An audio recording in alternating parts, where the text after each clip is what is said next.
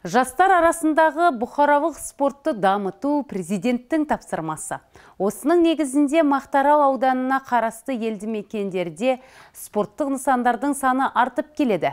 Тиісінше жастардың да қызығушылық артқан. Ал мәдениет үйірмелері мен кітапханалардың ахуалы қандай? Осы және өзгеде сұрақтарға тиісті сала басшысы жауап берді. Ассалаумағалейкум, ардақты әлеумет, құрметті көрермендер, бүгін бізде сұхбатта Мақтаарал аудандық мәдениет тілдерді дамыту, дене шынықтыру және спорт бөлімінің басшысы Жандарбек Тоқтарұлы. Жандарбек Тоқтарұлы, дәл осы саланы басшылық тізгінін ұстағаныңызға бірнеше жылдың жүзі болды.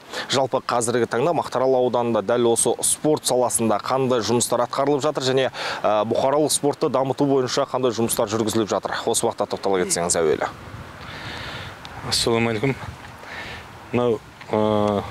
Аудан 2018 жылы бөлініп келгеннен кейін ауданда спорт саласын дамыту мақсатында біршама жұмыстар атқарылды, әлі атқарылып келеді. Бөлімнің негізгі міндеттерінің бірі бұқаралық спорт дамыту болғаннан кейін осы аудандағы тұрғындарды бұқаралық спортқа тарту мақсатында жұмыстар жүргіземіз. Бұл мақсатта біз жәндегі түрлі деңгейдегі спорттық іс-шаралар тұрақты түрде өткізіп тұрамыз. Жас ерекшеліктің ардагерлер арасында, мектеп оқушылар арасында, жалпы мекеме қызметкерлері арасында бөлімнің жұмыс жоспарына сәйкес солай бірнеше іс-шара өткізіп тұрамыз. Одан бөлек ауданда 18 жыл бөлініп келгеннен кейін осы Мырзакент кентіндегі орталық стадионға күрделі жөндеу жұмыстары жүргізіп қайта құрудан өтті. Қазір ол жерде осы Мырзакент кентінің тұрғындары спорт мектебіміздегі жасөспірімдер спортпен шұғылданады. Одан бөлек осы 22 жылы құрылысы басталып, осы биылғы жылы пайдалануға берілді. Осы Мырзакент кентінің орталық спорт кешен, үлкен 200 орындық көрермені бар, үлкен залы бар. Бұл залда волейбол, баскетбол, қол добы солар дамытылады. Одан бөлек екінші қабатында 2 зал бар. Ол жерде бір залында күрес және еркін күрес бар, сосын грек-рим күрес бар. Бір залында бокс пен жасөспірімдер шұғылданады. Біздің ауданда Түркістан облысының дене шынықтыру және спорт басқармасына қарасты 2 балалар мен жасөспірім спорт мектебі бар. Ол жерде спорттың 21 түрі дамытылады сол мекемеде. Осы ауылдың балдарын жаттықтырады. Ол барлық дерлік ауылдық округтерде орналасқан олардың үйірмелері. Атакентте бар. Жалпы бізде 11 әкімшілік болса, соның 10-да бар. Бізде бір әкімшілікте жоқ. Одан бөлек қазір спортты дамыту мақсатында жеке кәсіпкерлерді қаржыландырып жатыр ғой. Сондайдан бір демеушілер тарапынан. Демеуші емес, бюджеттен қаржы береді. Баланың өзінің ережесі бар, бір жеке кәсіпкерді спортты дамытқан үшін. Сондай бір 8 мекеме бар. Ол жерде 1000-нан астам бала спортпен шұғылданады. Осы ауданның төңірегінде. Енді одан бөлек бізде Мырзакент спорт клубы бар. Мырзакент спорт клубының негізгі міндеттері жәндегі олда әр елді мекенде әр әкімшілікте бір нұсқаушысы бар. Ол нұсқаушылардың міндеті сол ауылда түрлі жарыстар өткізіп, жалпы сол ауылдық округтың спортын дамытуға жұмыс істеу керек. Олардың міндеті. Қазір оларды өзін мекеме басшысының жоспарына сәйкес сол округте тұратын мектептердің арасында одан бөлек жастар, ересектердің арасында түрлі жарыстар өткізіп келеді. Содан шыққандарды ауданның іріктеу жарысына келеміз. Сондай іс-шаралар өткізіп жатыр. Кеше ғана 11 әкімшілік болса, сол 11 әкімшіліктен бір команда құрып, футболдан ауданның біріншілігін өткіздік. Көктемде бастағанбыз, соны кеше жақында өз мәресіне жетті. Ол жағында кәдімгі чемпионат болып, бір-бірімен ойнап шықты. Жалпы спортты саланы дамыту мақсатында солай. Одан кейін бізде Мақтаарал футбол клубы бар, білесіздер. Ол 11 жылы құрылған. сөйтіп 12-ші жылы екінші лига командалар арасында Қазақстан Республикасының кубогын жеңіп алып, сол 13-ші жылдан бастап бірінші лигада ойнады. Сонымен 21-де және премьер лигаға жолдама 22-23 биыл екінші жыл Қазақстан Республикасының сол премьер лига командалар арасында ойнап келеді. Мақтаарал футбол клубы. Оның одан және клубтың жанында жасөспірімдердің дайындық тобы бар. Екі группа қыздардың командасы бар. Олардың бәрі сол өздерінің чемпионаттарына нелеріне қатысып жүр. Енді қазір Мақтаарал футбол клубы премьер лигада әлі бір ойыны бар. Осы ертең 28-іне ойын болады. Бүгінгі күнге дейін 25 ойын өткізіп, қазір сол 9-10 орында тұрақтап тұр. Енді алдымыздағы ойын, ол да жауапты ойын. Қазір клубтың ойыншылары соған тыңғылықты дайындалуда. Түсінікті. Әлгіндегі айтып жатқаныңыз, енді жалпы спорттық нысандардың ашылуы, секциялардың қосылуы, бұның барлығы спорт саласын дамыту негізіндегі жүргізіліп жатқан жұмыстардың барысы. Шыны керек, Мақтаарал ауданында спорт саласы қаншалықты дамып келеді? Әлгіндегідей спортқа қызығушылық жастардың қатары жыл санап артып келе ме, әлде бір қалыпты деңгейде ме? Бізде енді спортқа қызығушылық тұрғындардың денсаулығына айту мақсатында өздеріңіз білесіздер, 4-ші деңгейдегі бюджет есебінен қазір бізде бірнеше ауылдарда шағын футбол алаңдар салынды. Қазір кеше осыма Еңбекшіде ашылды, Иржарда ашылды, Жамбыл әкімшілігінде бар, Қалыбекте бар, Достықта бар, жалпы біраз әкімшіліктерді қамтылды. Одан бөлек қазір біз Атакент кентінде тағы да бір спорт кешенінің құрылысы жүріп жатыр. Ол осы келесі жылы биыл басталды құрылысы. Қазір құрылыс жұмыстары біз келесі жылы пайдалану беріледі. Енді осы тірліктің барлығы сол бұқаралық спортта елді тұрғындар арасында салауатты өмір салтын қалыптастыруға өз үлкен ықпалын тигізеді деп сеніммен айтамыз. Бізде қазір салынған алаңшаларда ауыл жастары қай уақытта барсаң да тұрақты түрде спортпен шұғылданып, футбол ойнап жатады. Ал бізде қазір 2 стадион бар, біреуі Атакентте, біреуі Мырзакентте. Азан таң ата ерте кешкі кезде үлкен кісілер, жас үлкен кісілер барып өздерінің денсаулығын сол жерден нығайтады. Айналып жүреді, жаттығулар істейді түрлі. Ол жерге сол жаттығуларын егер не айтса, бізде бұны спорт мектептерінен жаттықтырушылар бөлеміз. Барып, әр кезде жаттығу істетіп, оларға нелерін шынықтырып тұрады. Яғни жастардың қатары артып келеді десек болады. Жастардың қатары артып келеді. Өйткені біздің 2 спорт мектебінен бөлек, және айттым ғой, 8 тағы да жеке кәсіпкер соны спорттық мекемелер ашқан. Бұл жерде 1000-нан астам бала. Енді қайсына барсаң да, ішінде балдар көп, шұғылданып жатыр. Жалпы енді спортқа қызықпайтын адам жоқ қой енді. Мекемелерге тоқталайықшы, әлгіндегідей нысандар салынып жатыр. Сол нысандардың сапасы сын көтере ме? Өйткені дәл сондай нысандар салынғаннан кейін араға жыл салып, тозығының жеткенін көріп жатамыз. Енді әрине сын көтереді деп айтамыз. Енді ол жерде біз барып оны салғаннан кейін есігін жауып қоймаймыз. Ол жерде тұрғындар кешкі уақытта, мысалы жаттығудан бөлек уақытта барып футбол ойнайды, волейбол ойнайды. Енді қанша дегенмен адам кіріп ары-бері жүргеннен кейін іші сәл тозады. Тозған қайтып ремонттап, әктеп, сырлап не қоймыз. Енді ол ғимарат салып алып, есігін жауып қойып, ешкім кірмейді деп әшейін музей үшін қолданбаймыз. Жалпы тұрғындарға қол жетімді. Енді сапасына әрине, сапасы жақсы. Кеше біз осы Мырзакент кентінен ашылған спорт кешенімізге Сидней олимпиадасының күміс жүлдегері Мұхтархан Ділдәбеков келді. Біржан Жақып келді. Енді олар кеп арнайы сол жерде жасөспірімдерін жолықты. Ол енді жастарды жігерлендіру. Сидней олимпиадасының күміс жүлдегері Мұхтархан Ділдәбек ағамыз келген екен, Біржан бауырымыз келген екен. Оны көрген жастар әрине спортқа қызығады. Спортқа деген олардың құлшынысы артады. Жақсы. Сол спорт саласында сондай жұмыстар істелініп жатыр. Мұнан өзге, бұқаралық спортты дамыту үшін қандай жұмыстар жүргізілді және алдағы уақытта қандай жоспарлар бар? Енді бұқаралық спортты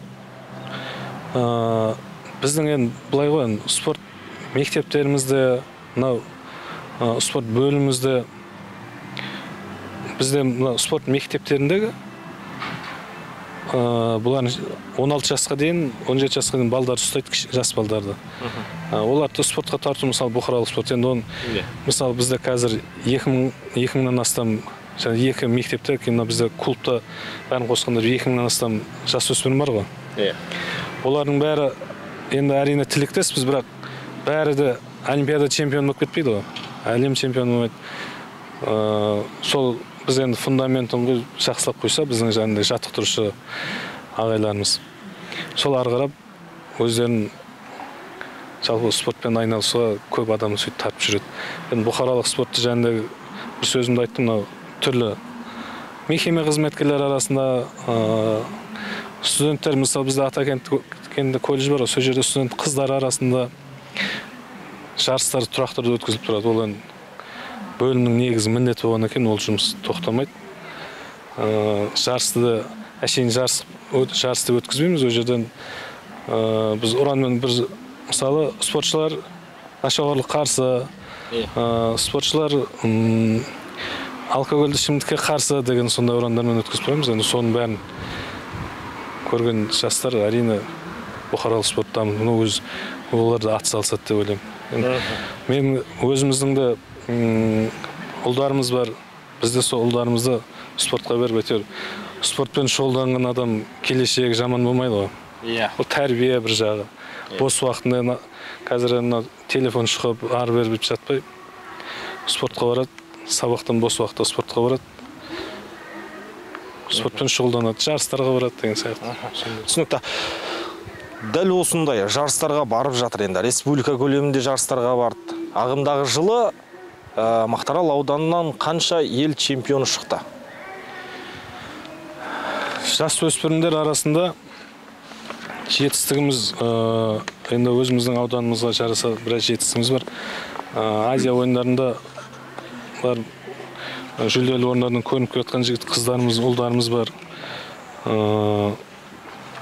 Мысалы, облыстық Түркістан облысының чемпионаттарында, мысалы, 1-2-3 жүлделі бірінші орыннан 21 адам, жалпы сонда республикалық жарыстардан да халықаралық жарыстарымыз бар. Азия кубоктері бар. Әлемдік жарыстарда жүлделі бірінші орын, екінші орын алып кеткен ол қыздарымыз бар. Оның бәрінде, мысалы, ауданның басшысы Бақыт Насырханұлы жүлделі орындарын алып келген, әлемдік жарыстарды алып келген ол қыздарымызды арнайы қабылдап, оларға сый-сияпат істеп, алғысын айтып жатады. Кеше ғана қазақ күресінен Түркістан қаласында өткен жайында Азия несі өтті ме? Сол жерде осы біздің ауданның бір палуанымыз Тугуш Розиман деген жігіт бірінші орын алды, мысалы. Осы өзіміздің мектептен шыққан қазақ күресінен. Жалпы жетістігіміз жақсы болады. Енді осы ауданымызға лайықты. Кейін ауданымыз құрылғанда 5 жыл болды. 5 жылдың ішінде бұл енді үздіктердің қатары десек те болады. Дұрыс-ақ. Жалпы енді спорт саласына тоқталып жатырмыз ғой. Спорт саласындағы жетістіктердің барлығын айтып жатырмыз. Дұрыс-ақ. Бірақ көбіне осы спорт саласында бармақ басты көз құсты әрекеттердің жиі орын алатындығы айтылып жатады. Әлеуметтік желілерде де, ел арасында да. Осы сіздіңше қаншалықты рас? Енді әркім өзінің несінің деңгейінде әңгіме айтады. Мен енді әлемдік деңгейде мен айтпайын, оны өзі айналысатын кісілер бар. Бізді ауданда, бізде жарыс өткіземіз, мысалы, бізге де көрші аудандардан келеді, көрші Өзбекстаннан келеді. Енді ондай әркімді өзінің мүмкіндігімен бағалау керек. Көбіне Жандарбек Тоқтарұлы, әлегіндегідей кіл мықтылардың ішінен қалтасы қалың азаматтардың балдары жоғарғы деңгейдегі жарыстарға кетіп жатады дейді. Жоқ, енді ол Оны жоққа шығарасыз?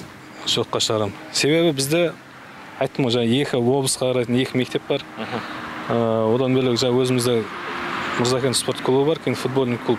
Футбольный клуб енді ол бір команда. Ол түгел жарысқа, өздерінің чемпионаты бар, ол басқа жарысқа бармайды. Ал енді мынандай жарыстар, әрине бізге енді ол көкем баласы, шәкем баласы деп не аламыз, бізге барғаннан кейін результат керек. Балдарды, мысалы, таланттың бәрі ауылдан шығады ғой. Бізге ең мақсат сол бір талантты анықтап, соны интернаттарға, нелерге оқуға жіберіп, келешегі әлемдік деңгейде көк байрағымызды көкте желбірететін бір спортшылар дайындау ғой. Біз басында жасөспірімді ауылдан алып, оның мүмкіндігін көріп, жәндегі интернаттарға жоғары нелерге жіберсек, біздің сол жетістігіміз ол. Біз біреудің баласын шықпайтын баланы не аламыз, оны бекерге қуа беріп деген сияқты. Және жалпы олардың балдарының бәрі жәндегі нашар деп айту болмайды, мықты балдар бар. Жалпы таланттың бәрі ауылда, білесің. Қай спортшыны қарасаң да ауылдан шыққан ғой. Қазақтың қара топырағына аунап өскен қазақтың қарадомалақ балалары әрқашан жеңімпаз болсын деген тілек білдіреміз. Сонымен қатар енді мына мәдениет саласына келейікші. Қазіргі таңда Мақтаарал ауданының құрылғанына 5 жылдың жүзі болды. Жалпы елді мекендерге, Мақтаарал ауданына қарасты елді мекендерге барған кезде мәдениет үйлерін көріп жатамыз. Бір шамасының тозығы жеткен, кейбіреулері қараусыз қалған жағдайда бар. Кейбіреулері жаңартуға келеді. Қазіргі таңда жалпы Мақтаарал ауданында қанша мәдени нысан бар, және оның қаншасы жөндеуді талап етеді? Осы туралы айта кетсеңіз. Мәдениет саласы бізде жалпы ауданда 8 мәдениет үйі бар. Дұрыс, жәндегі сөзіңіз орынды, ремонт көрмеген мекемелерді оны жоққа шығару болмайды. Бірақ қазір бізде осы мәдениет саласын дамыту мақсатында бірқатар жұмыстар істелініп жатыр. Мысалы, аудан бөлініп келгеннен кейін орталық кітапхананың ғимараты үлкен күрделі жөндеуден өткізіп пайдалануға берілді. Қазір ішін көріп тұрсыздар, іші қандай керемет, барлық іс-шаралар, нелердің бәрі сол жерде өтеді. Кітаптарымызды, мәдениет үйін бізде қазір бір-екі мәдениет үйіне күрделі жөндеу жұмыстарын жүргізу үшін жобалық сметалық құжаттарын дайындап, сараптаманың қорытындысы алынып, облыстық салалық басқармаларға ұсыныстар жолданған. Енді осыдан бәрі қаржыға келіп тіреледі ғой жаңағыдай. Бірақ біз енді ол кісілерге бюджеттік өтінімдер жолдап бәріне алдағы уақытта қолдау тауып жатыр. Одан бөлек қазір 2 мәдениет үйіне құрылыс жұмыстары басталып, осы жылдың соңында пайдалану беріледі. Біреу Еңбекші ауылдық округінде, біреу Жамбыл ауылдық округінде. Жалпы әлегіндегі 8 нысанның қаншауы жөндеуді қажет етеді? 8 нысанның бізде қазір жөндеуді өте қатты қажет ететін Бірлік ауылдық округінде Алғабас деген мәдениет үйі бар. Ол енді шынында да бірінші кезекте сол өте қажет етеді. Соған проект істегенбіз, соған қаржы бөлу мақсатында қазір жұмыстар жүргізіліп жатыр. Одан бөлек Аязхан Қалдыбеков ауылдық округінде үлгілі мәдениет үйі деп аталады. Сонда жобалық сметалық құжаттар дайындалған. Ол да сараптамадан қорытындысы алынып, сол 2 мәдениет үйіміздің тиісті құжаттар дайын. Енді одан бөлек мысалы бізде Ержар ауылдық округінде Дихан деген бір ауылдық клуб бар. Енді шағын клуб, оған да ремонт жүргізу қажет. Бірақ біз қазір оған проект істеткен жоқпыз. Мына екеуіне бірінші қаржы бөлініп неғса, кейін ары қарап оларды ремонттаймыз. Енді мәдениет үйінің материалдық техникалық базасын нығайту мақсатында жыл сайын бюджеттен қаржылар бөлініп, қажетті аппаратура, сондай аламыз, ұлттық аспаптар, домбыра, басқа алып тұрамыз. Әлгіндегідей техникамен қамту көрсеткіші қай деңгейде? пайыздық көрсеткішпен айта кетсеңіз. 100% жақсы деп айта алмайсыз. Әрине 100% жақсы деп айта алмаймыз, ол 100% деген нәрсе болмайды. Бірақ енді қажетті бір енді 60-70% бар. Енді ол күнделікті қажет нәрсе ғой, мысалы сахналық киім керек, және сынып қалады, ол енді техника біреу бұзылып қалады деген сияқты сонда. Енді бізде ауданымыздың өнерпаздарды биыл жылы жалпы біздің өнерпаздарымызды ешкімнен кем емес, қандай іс-шара өткізсек те жоғары деңгейде өткізеді. Кеше облыстың мәдениет және туризм басқармасының ұйымдастыруымен өнерлі өлке деген облыстық әр ауданнан байқау өтті. Ол жылдың басына басталып, кешегі жылдың соңына дейін созылып. Сол жерден біздің ауданның өнерпаздары жүлделі 2-ші орын алдық. Барлық аудан. Енді оның бәрі әшейін бермей жер, оның бәрі еңбек. Біздің өнерпаздарымыздың өнерін бағалаған шығар. Сол жерде өз қазылар алқасы болды. Әр аудан барып 3 күн іс-шара өткізді сол жерде. Ол жерде тек мәдениет емес, бір күні ұлттық спорт түрлерінен жарыстар өткізу, бір күні көрме деген сияқты. Соның ақырында біздің жаңағы гала-концерт бар. Соған. Әрине, әр жеңістің артында қаншама еңбекпен тер тұратыны белгілі. Жалпы ағымдағы жылы қанша мәдени іс-шара өткізу жоспарда бар және қанша қаражат қаралды? Бізде қазірдің өзінде 8 мәдениет өңір, 300-ден астам мәдени іс-шара өткізді. Енді ол жерде қыз сыны бар, жігіт сұлтаны бар, болмасам бір өздерінің байқаулары бар, солардың бәріне ағында 300-ден астам мәдени іс-шара өткізді. Іс-шарасына анық есімде жоқ, бірақ бюджеттен сол іс-шарасына орын алған бас жүлде, 1-ші орын, 2-ші орын алғандарға сый-сияпат істеуге бюджеттен қарайды. Ал әлгіндегідей көлік мәселесі шешілген ба? Бізде өнерпаздар тасып жүретін үлкен көлік жоқ, бірақ қызмет көлік бар мекемеде, аудан орталық мәдениет үйінде. Енді мәдениет үйлерінің бәрі сол орталықта мәдениет үйіне қарайды. Басшысы сол жерде Байдулаев Серғазы деген азамат. Сол өнер саласында жүрген жігіт. Сол мекемеде қызметтік көлік бар. Енді жәндегіде үлкен өнерпаздар тасымалдайтын көлік жоқ. Бірақ қажет па? Әрине қажет. Сұраттыңыздар ма? Сұратып жатыр енді. Енді ауданымыз кеше ғана бөлініп келдік қой. Енді 5 жыл болды. Алдағы уақытта аудан басшылары оның бәрін қолдап, қуаттап отыр, енді бәрі бюджетке келіп тіреледі. Енді ауданда білесіздер, істейтін тірлік. Осы күнге дейін жақсы ауданымыз, мысалы орталық, ауылдар кереметтей өзгеріп қалды деп толық айта аламыз ғой. Енді мысалы қазір 2 мәдениет үйіне құрылыс жұмыстары жүргізіліп жатыр. Одан бөлек 2 мәдениет үйін құрылысын бастауға тағы да жобалық сметалық құжаттарымыз дайын. Біреуі Нұрлыбаев ауылдық округінде кезінде апатты жағдайда ол жерде мәдениет үй болған. Сосын Достық ауылдық округінде апатты жағдайда мәдениет үй болған. Оны орнынан апатты жағдайда тиісті құжаттардың бәрі рәсімделген, соның бұзылып, орны тегістеліп, сол жерге жаңадан мәдениет үйін салуға жобалық сметалық құжаттар дайындалған. Сараптаманың оң қорын салған. Оған да қаржы бөлдіру мақсатында облыстық салалық басқарма ұсыныстар жолданған. Енді қазір мысалы мәдениетке 2 мәдениет үйіміз салынып жатыр. 2 мәдениет үйіміздің құрылысына проектісі дайын. 2 мәдениет үйінің ремонтына проектіміз дайын.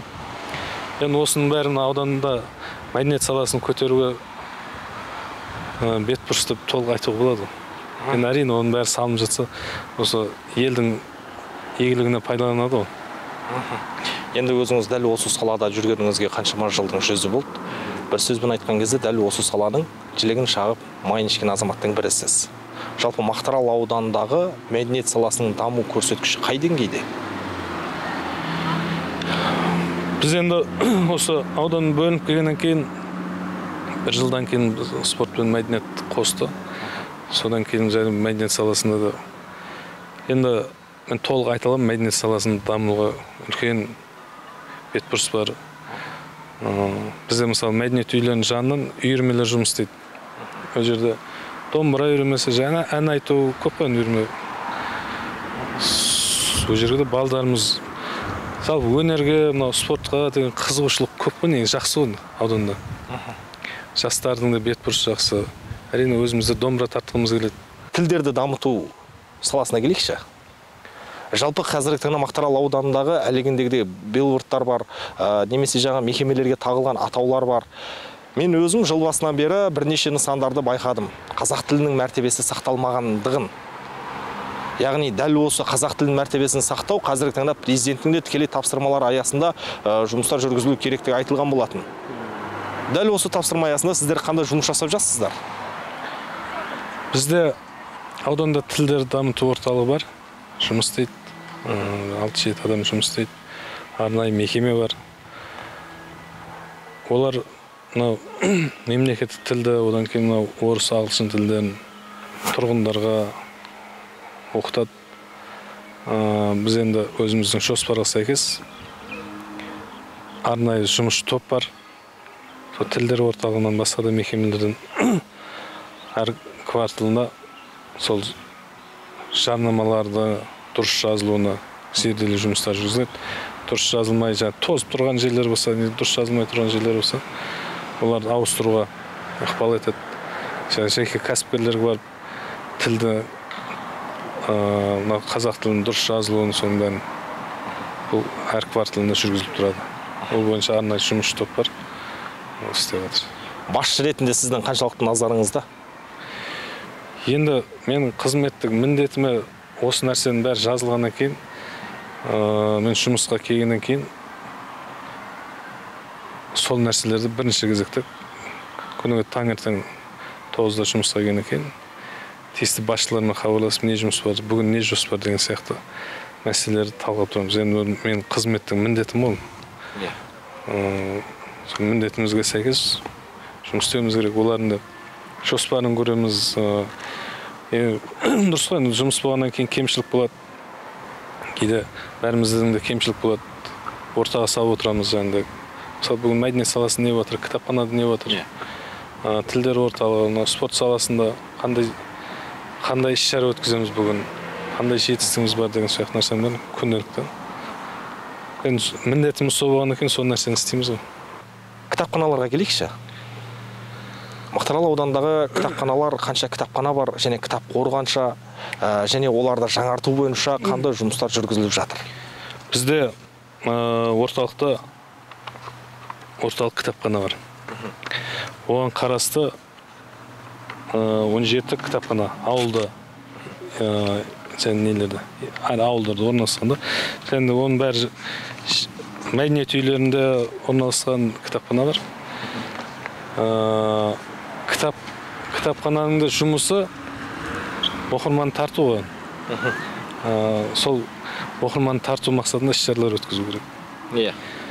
Олар біздің кітапханада Ақбаева Гүлмира деген апайымыз басқарады. Кез келген іс-шараны өте жауапкершілікпен өткізеді. Бізде кітапханаға жастар тарту мақсатында, мысалы, әлеуметтік желілерде, бұқаралық ақпарат құралдарында бір кітаптан алып, мынандай ішінде жақсы сөздер ғой, соны жазып, осы кітапта мынандай сөздер жазылған деп, қызықты айтып, қазір кітапханамыз аудан бөлініп келгеннен кейін күрделі жөндеу жұмыстан өткізілген. Оқырмандар саны жақсы келіп кітап алып тұрады, оқып тұрады, іс-шараларына қатысып тұрады. Оларды облыстық деңгейдегі осы кітапханашылардың арасында түрлі сайыстар болып тұрады, оның бәріне қатысып, Мақтааралдың жақсы жағынан көрсетуге үлкен атсалысып жүрген ұжым. 17 кітапхана бар ауылдарда. Балалар кітапханасы бар, жасөспірімдерге. Яғни бұл кітапханалардың өзінде кітапхана нысандарын жаңартуға келе ме? Жаңарту жұмыстар жүргізілуі тиіс пе? Бізде енді ауданда кітапхананың өзінің жеке ғимараты бар. Ауылда орналасқан кітапханалар бәрі сол ел мекендегі мәдениет үйлерінің ішінде орналасқан. Енді мысалы Жамбыл ауылдық кітапхана деп бөлек ғимарат жоқ. Сол кітапхана мәдениет үйінің ішінде орналасқан. Енді әрине салынып жатса жақсы, бірақ соның өзінде жағдай істелген, жаңағы керекті порталары, орындықтары оқитындарға. Жандарбек Тоқтарұлы, бұны сұрап жатқан себебім, әлгіндегідей елді мекендердегі мәдениет үйлеріне барған кезде кітапханалардың жай күйін көрдік. Көзбен көрдік, көңіл көншітпейтіні сырт көзге басылып ақ тұр. Әрине, қазіргі таңда 17 ауданда 17 кітапхана бар дедіңіз. Әрине, оның үшін жаңа мәдениет үйлерінде жаңарту қажет. Дұрсақ, шыны керек, бүгінгі таңдағы кітапханалардың жай күйі көңіл көншіте ме сіздіңше? Енді біз сырт көз сыншы болған екен айтып жатырмыз. Дұрыс. Сын дұрыс. Сын айтылған дұрыс. Сын айтылмаса жұмысымен. Енді бізде жаңа бір сөзімді айттым, мысалы, кітапханалардың арнайы өзінің кітапхана деген ғимарат. Тек аудандық орталықтандырған кітапханада бар. Арнайы өзінің ғимараты. Оқу залы мен балалар кітапханасы орналасқан. Ал қалған елді мекендерде кітапханаларымыз сол мәдениет үйлерінің ішінде орналасқан. Енді мысалы Алғабас мәдениет үйінде, мына Бірлік ауылдық округінде ғимарат ескі, оған күрделі жөндеу жұмыстарын жүргізуіміз керек. Сол мәдениет үйінің ішінде кітапхана орналасқан. Значит, оған да кітапханамызға да күрделі жөндеу жұмыстарын жүргізуіміз керек. Қалыбеков жаңа үлгілі мәдениет үйінде де сондай. Ғимаратқа күрделі жөндеу жұмыстарын жүргізуіміз керек. Соның ішінде кітапхана орналасқан, оған да күрделі жөндеу жұмыстарын жүргізуіміз қажет. Жандарбек Тоқтарұлы, жарты сағатқа жуық сұхбаттастық. Жалпы мәдениет тілдерді дамыту, дене шынықтыру және спорт бөліміндегі біршама мәселелерді қозғап өттік. Енді өзіңіздің қызмет жолыңызға келсек. Жалпы сіз бұл қызметті қай жылдан бастадыңыз? Мен мемлекеттік қызметке 2003 жылы кіргем. Биыл 20 жыл. 2003-тің 23 сентябрь күні бірінші конкурста, қазірде конкурс қой, конкурстан өтіп, осы бөлімге маман болып кіргем. Содан сол бөлімде істедік, сосын білім бөлімде істедік. Бір жыл қосқан, спорт бөлімде білімге қосқан туры бір жыл. Содан кейін аппаратта істедім. Ауылда әкім болдым 2 жылдай. Содан жалпы айтқанда 20 жыл болды биыл. Осы мемлекеттік қызметте жүрген. Жандарбек Тоқтарұлының біз білмейтін қандай өнері бар? Енді пәлендейтінде өнер жоқ, әйтеуір осы салада жұмыс істеп келе жатырмыз. Спорт саласынан әлде жаңағыдай өнер саласынан қай саладан өнеріңіз бар? Енді спорт саласында енді ол барлық адам жоқ дегенде доп деп той, мысалы, ауылда. Енді мәдениеттен өлең айту былай өнерім жоқ, жалпы міндетіміз ұйымдастыру болғаннан кейін біз ұйымдастырамыз. Мәдениет үйінің өнерпаздары бар, солар бар. Берілген тапсырманы ортаға салып, талқылап, қандай іс-шара өтсек те бір жақсы дүние шығарайық деп ұйымдастырып жатамыз. Енді ұйымдастыру қабілетіміз соған байланысты істеп жатқан шығар, енді соны жүрген шығар. Көбіне іс-шаралар өткізіліп жатады. Іс-шаралар өткізілген кезде сізді бір лицо ретінде, әлгіндегідей бөлім басшысы ретінде бірінші орында көрмейміз. Көбіне артқы жақта жүресіз, немесе халықтың ортасынан табыласыз. Жалпы Жандарбек Тоқтарұлының көбіне көріне бермейтінің себебі неде? Енді көзге түсе бермейтінің себебі. Дұрыс қой, енді оны біз ұйымдастыру біздің жұмыс. Ұйымдастырамыз. Қандай іс-шара болса, спорттық іс-шара болса да, аудан басшыларын шақырып сол құттықтау сөз сөйлейтін алады. Енді бізге міндетімізге ұйымдастыру болғаннан кейін біз ұйымдастырамыз. Сахнаның алдында қайта-қайта жүгіріп шыға беретін емес. Берілген тапсырма уақытылы орындаса, біздің жұмыс сол. Өткіземіз сол. Спорттың қай бағытына жақынсыз? Енді мынау бағытты не алатын нәрсе емес, енді ол жерде кезінде жігітке жеті өнерді аз дейді ғой. Футболды ойнаймыз, ойын түрен Сендегі ойын түрлері, жекпе-жек спорт түрлері болып не алады ғой. Иә. Біз енді жекпе-жек емес, ойын түрлеріне көптеп не аламыз. Бірақ енді ауданда ол тек мынау саланы дамыту деген мәселе жоқ. Бәрін әйтеуір жаттықтырушылардың бәрімен өзіміздің ортамыз бар, соларға қандай жұмыс болса да ортаға салып, жаттықтырушылармен бірге ақылдасып шара өткізіп солай істеп келатырмыз. Түсінікті. Әлігіндегі домбыра тартасыз ба дегенге жоқ дедіңіз. Кітап оқисыз ба? Кітапты оқимыз, аздап оқимыз. Соңғы рет қашан және қандай кітап оқыдыңыз? Қазір Оян қазақ болып отыр ғой. Иә. Міржақ Дулат. Кеше жақында соны оқып шықтым. Жақсы, керемет. Сізге қалай әсер етті? Қандай тәрбиелік маңызы бар? Енді жалпы киносында көрдік. Бірінші киносын көріп, сосын кітабын оқиық деп кітабын оқыдық. Керемет, енді адам қазақ қандай болған толық сөздерін меңгеріп болады. Және жастарға да соны айтасыз. Бір көріп шығуға ұсыныс жасайсыз. Кітабын оқып шығуға да ұсыныс жасайсыз. Иә. Мақтаарал ауданының білдей бір бөлімін басқарып отырған Жандарбек Тоқтарұлы патриот азамат па? Әрине, енді осы енді жалпы Қазақстанның патриотымыз ғой. Түрлі додаларда көк байрағымыз түссе, көк байрағымыз көрсек, бәріміз айтыр делеуіміз қосып тұрады. Енді оған бөлек, әрине ауданның қай саладан болса жетістікке жеткен біз үшін үлкен қуаныш. Соған айтыр бар күш жігеріміз салсақ, қай саладан болса кішкентай бір жетістігіміз болса да облыстан Мақтаарал деген, республикадан Мақтаарал деген ат шықса, бәріміз соған ат салсамыз.